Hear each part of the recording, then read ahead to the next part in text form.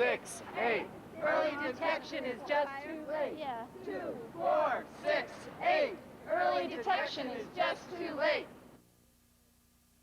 My name is Jeannie Marshall, and I'm here because I think we need to challenge the American Cancer Society's priorities. The real question is, does the American Cancer Society represent Americans with cancer, or do they represent the cancer industry in America? And a lot of people with cancer think they represent the cancer industry. Of their board of directors, many of them are executives from the pharmaceutical companies, executives from the chemical companies.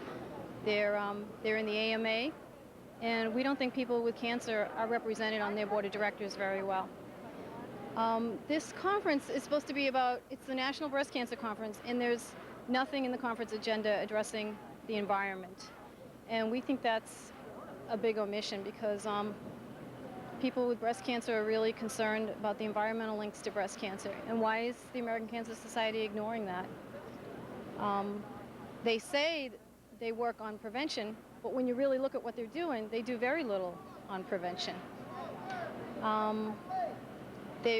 In the last year, in the newspapers, there's been lots of articles on the link between DDT and other pesticides and breast cancer, yet this conference doesn't address that issue at all. People with cancer just are really questioning the American Cancer Society's work because a lot of women with cancer don't feel the American Cancer Society represents them.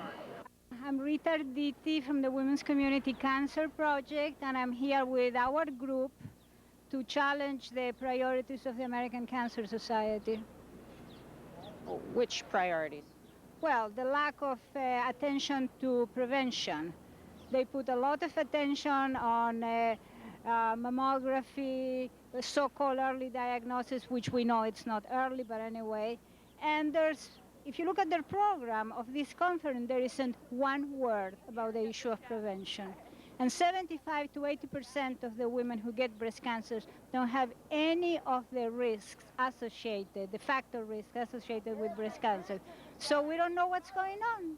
After 30 years, this book, Silent Spring, was published in 1962. 31 years afterwards, we still don't know what's going on. Well, I'm here because I believe that the American Cancer Society isn't looking at a lot of the environmental issues that have come up concerning the causes of breast cancer. And on NPR, the spokeswoman just this morning was just saying we have no clue as to the causes of breast cancer, that we have to target at this point mostly things like early detection and early treatment. And that's exactly not true. I mean, because we know that there are certain environmental issues that end up causing breast cancer, having an impact, like the organochlorides that reported in Greenpeace, and those are the sorts of things that are not being addressed. The only prevention that's being addressed by the American Cancer Society is chemoprevention, and that's not adequate. All they're focusing on is the usual chemo and radiation and better surgery and how to make women look better after they've had radiation and surgery. And it's the cart before the horse. They're not looking at how to prevent breast cancer. And I have under my poster here a letter about a famous Harvard researcher who's done this big, long study on the success rate of chemotherapy. And it seems that the success rate is like 2 to 3%. That's a horrible success rate for a treatment. That doesn't make sense. And to be spending all those billions of dollars on something that has a 2 to 3% success rate, which a lot of people aren't even going to survive anyway, it just seems like a waste of money and energy, and we should be focusing on what causes breast cancer. And there's reason to believe that there are a lot of environmental causes. I think that pollution doesn't discriminate, and we know that it's the cause of an enormous percentage of this cancer epidemic that we're all enduring now. And what we want to ask is, why isn't the American Cancer Society, the very organization that should be taking this on, addressing it? We have not one workshop in this entire conference that addresses the issue of the environment and cancer. I think that this is more than an oversight, it's virtually criminal. And I have a very personal story to tell. My sister found out that her best friend from childhood also has breast cancer. And when I told a friend of mine that in New Hampshire, She said, "Isn't that funny? I met my best friend having a bone marrow transplant at Dana-Farber, both of them for breast cancer. They hadn't seen each other in 20 years, and yet they had grown up together, played together as children.